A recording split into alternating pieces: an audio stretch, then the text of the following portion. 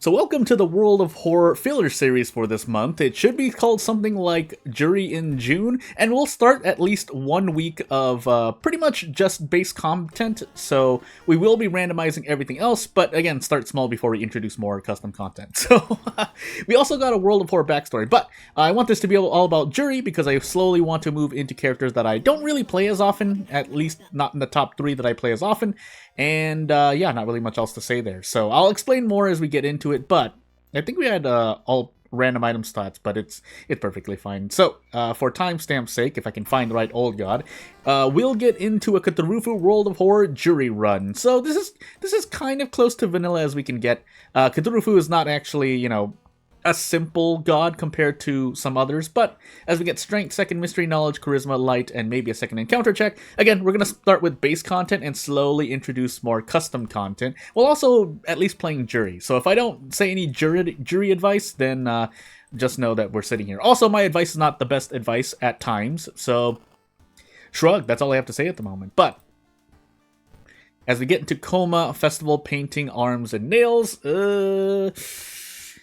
I am going to be using the checkbook first, and this, again, something I haven't mentioned in a while, but I'll say it here, is that oftentimes I'll kind of gleam over the fact that you have certain sub-locations and or items available, because maybe you're very, very new to World of Horror, maybe you don't even have Juri yet, so again, there's a lot that can be gleamed over, but eventually you'll get enough achievements there that'll unlock things for you that, you know, you'll have a complete World of Horror basically, because I feel like yeah, and it's not like saying, that's not to say on a clean save you're not playing the full World of Horror experience, but you're definitely missing out on a lot, and Prepare is one of the more important sub-locations, I feel anyway. I think Vending Machine also has to be unlocked, but anywho, as we start with the Army Knife and move on here, you'll note that I really have, with most characters, switched from using the hardware store to the illegal den, but that's only for me. If you feel more comfortable using like the heavy-duty flashlight, the monkey wrench, even the crowbar — I think the crowbar's in the hardware store, it's been so long since I've seen it, then yeah, use whatever you feel is right. I would also advise to do the same, especially if you don't even have — I think the illegal den also has to be unlocked, so shrug. And if it doesn't, well, let me know, because yeah, it's been a long time since I ran a clean save. And I could, you know, at a little tangent here, I could say that, hey, maybe I want to start from 0 again and try to get all achievements again, but I feel like, even though that hasn't been recent on this channel, might as well wait for the next update. Now, it could be until October that we get the update, or maybe it's coming out like next week. Who knows, right? I don't know for sure. But as for getting back to Juri things, again, having all content unlocked with Juri is nice, but it's not a requirement either. Prepare does allow you to get the checkbook, but you can perfectly just use the tree strat, which is pretty much what we've been doing before 1.0, before the Prepare action was unlocked, and that's all I need to say. In fact, I mean, I wouldn't doubt that tree is still used by a lot of veterans of World of Horror, for funds anyway, if you even decide to buy a weapon or buy anything at all, but as we are here in Arms B, feels nice to use a weapon. Now, that being said, I'm doing some coin flips here, but actually, these coin flips are not in my favor either. But,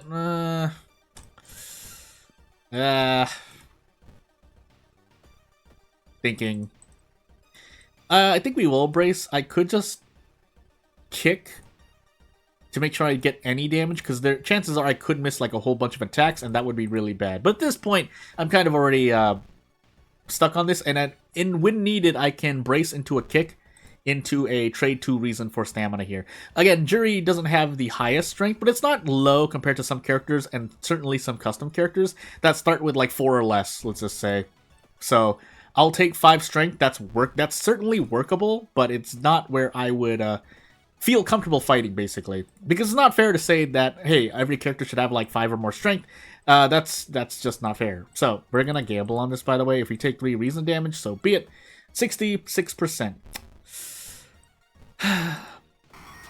But anywho, now I should have actually just braced into a guaranteed kick for the last turn or two before doing the kill turn, but we'll deal. So just to go over basic, if this is like one of your first few World of Horror videos for whatever reason, Juri is an unlockable character, and she levels up a lot quicker. There is something to that, even though her character perks I don't feel are great, except for Elusive, which is just a straight up Doom decrease. Being able to level up does help with accuracy much more than one might think. Although it's not it's not going to save you during a run, it does add a nice boost to your combat capabilities. Not just the accuracy, but also maybe just taking a perk here and there. So as we get Elusive, again, if you're working with the heavy duty flashlight, you can just keep doubling up. You can double up on knowledge with the knowledge perk. Maybe you just want to continue using perception. Maybe you like to build into strength like I do. There's a whole host of things you could do. You know what I would like to not do though? Die. So we're going to grab these painkillers. But aside from that, the horror progress is, I guess, going to be the meat of this first video and maybe the next episode as well when I need a filler episode.